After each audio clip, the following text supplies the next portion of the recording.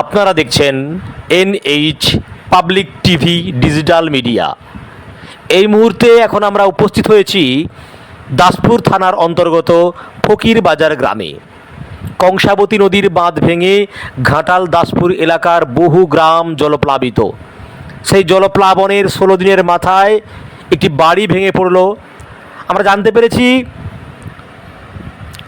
কাঁসাই নদীর উপর অর্থাৎ কলমিজোড় এলাকায় কাঁসাই নদীর উপর একটি কৃত্রিম খাল রয়েছে, যে খালটি সরবেরিয়া 1 অঞ্চলের মধ্যে দিয়ে প্রবাহিত জল নিকাশির জন্য।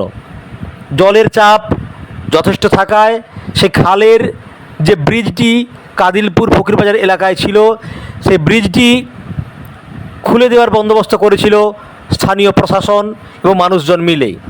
কিন্তু গভীর রাত্রে কে বা কারা সেই ব্রিজটিকে আবার বন্ধ করে দেয়, ফলে জলের চাপ বাড়তে থাকে এবং জল আস্তে আস্তে পার্শ্ববর্তী এলাকার গ্রামের মধ্যে প্রবেশ করে।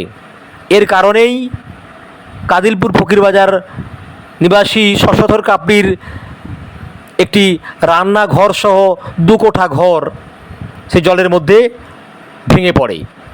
বিস্তারিত আমরা জেনে নেব বাড়ির মালিকের কাছ থেকে। দাসপুর থেকে আমাদের প্রতিনিধি কৌশিক কাপড়ির রিপোর্ট, NH পাবলিক টিভি। আমি ভিডিও সাহেবকে আকর্ষণ করতে চাই যে আমি এই কাদিলপুর ফকিরবাজার মৌজার এখানে বাড়ি। আমার বাড়িতে ইচ্ছে করে জল ঢুকিয়ে বাড়িঘর সব পড়ে গেছে, আমরা খেতেও পাচ্ছি না, আমরা দেখতে পাচ্ছি না। আমি ভিডিও সাহেবের দৃষ্টি আকর্ষণ করছি, এটা আপনারা সরজমিনে দেখুন, দেখে এই ব্যবস্থা করুন। কালকে হাজার খানেক লোক এসে পোলটাকে ভেঙে শেষ করেছিল, আবার সঙ্গে সঙ্গে রাত্রিবেলা আটকে দিয়ে ইচ্ছা করে এই সকল জল ঢুকিয়ে দেওয়া হয়েছে। বাড়ি ঘরের জন্য আমরা অসহায় হয়ে পড়েছি, এই জন্য আপনার ভিডিও সাহেবের দৃষ্টি আকর্ষণ করছি। এখন আমরা জলে জলে সবসময় আছি, পায়ে হাজা ধরে গেছে জলে, আর জলে নেমে কাজ করতেই পারছি না, শরীর খারাপ হচ্ছে ইত্যাদি। আমার নাম শশধর কাবড়ি, ফকির বাজার।